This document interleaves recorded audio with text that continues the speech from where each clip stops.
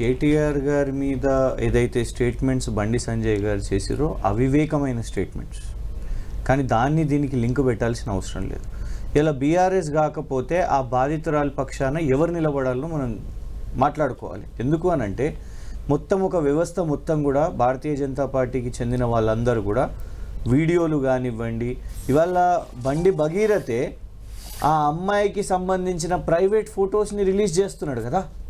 కాంగ్రెస్ ప్రభుత్వం ఈ 6 రోజుల నుంచి అరెస్ట్ చేయనందుకు, ఆయనకు ఆ అవకాశం ఇచ్చినందుకు, ఆయన అడుగుతున్నట్టు ఇంకొక 2 రోజులు అనుకోండి కళ్యాణ్ గారు, ఆయనకి ఇంకో 2 రోజులు అవకాశం ఇస్తే మొత్తం క్యారెక్టర్ అసాసినేషన్, కరియర్ అసాసినేషన్ కూడా చేసేస్తారు.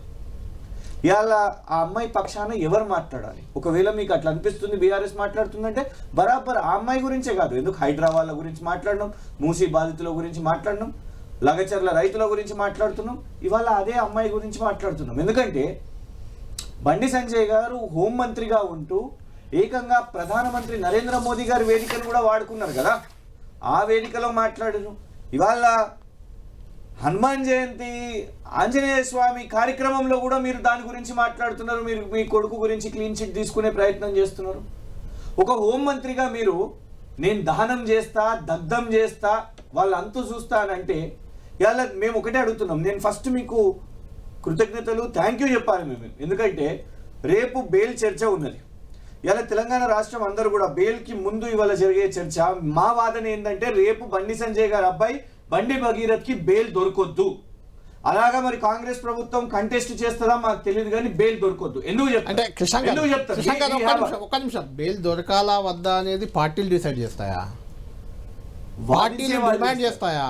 పార్టీలు డిమాండ్ చేసిన పని లేదు. నేను అనేది ఏంటంటే మేము సిటిజన్స్ ఆయన శిక్షించాలని మీరు అనొచ్చు, కానీ బెయిల్ దొరకవచ్చు అని అంటారు. దానికి కారణం ఉంది. నేను ఒక లీగల్ గ్రాడ్యుయేట్ గా చెప్తున్నాను, ఒక వకీల్ గా చెప్తున్నాను. బెయిల్ విషయంలో మీరు నిష్ఠాతులు లేదు. ఎందుకు చెప్తారు? బెయిల్ మీదనే ఉంది, బెయిల్ మీదనే ఉంది. అదే కళ్యాణ్ గారు నేను ఎందుకు అంటున్నాను అంటే ఇవాళ వాళ్ళ ఫాదర్ ఇన్ఫ్లుయెన్స్ చేస్తున్నాడు అని స్పష్టంగా కనబడుతున్నది. ఈ 6 రోజులు మీరు ఇప్పటి వరకు కూడా మీరు ఒకటేంటంటే విచిత్రం ఇందులో ఏంటంటే రాష్ట్ర ప్రభుత్వం నోటీస్ ఇస్తుంది. ఇదేమి 35(1) బిఎన్ఎస్ ఇవ్వాల్సిన కేసులు కావు ఇవి. పాక్సో అన్న సెక్షన్స్ ఉన్నాయి. మేము అడిగిన తర్వాత, మేము డిమాండ్ చేసిన తర్వాత, ధర్నాలు చేసిన తర్వాత ఇలా రాష్ట్ర ప్రభుత్వం మీరు వాటి సెక్షన్స్ ని మార్చారు. నంబర్ 1. నంబర్ 2, గౌరవ డీజీపీ సివి ఆనంద్ గారు ఏమంటారంటే రాష్ట్రంలో ఉన్న మొత్తం పోలీస్, తెలంగాణ పోలీస్ మొత్తం పరేడ్ గ్రౌండ్ దగ్గరనే ఉండే, మిగతా ఎక్కడ మా దగ్గర పోలీస్ లేకుండా, అందుకే మేము ఆయనను అరెస్ట్ చేయలేదు. సార్ ఇవాళకి ఈ సాయంత్రానికి 3 రోజులు అయింది నరేంద్ర మోదీ గారు ఢిల్లీకి వెళ్ళిపోయి, కానీ అయినా కూడా మీరు ఆయనను అరెస్ట్ చేయలేకుండా వెయిట్ చేస్తున్నారు.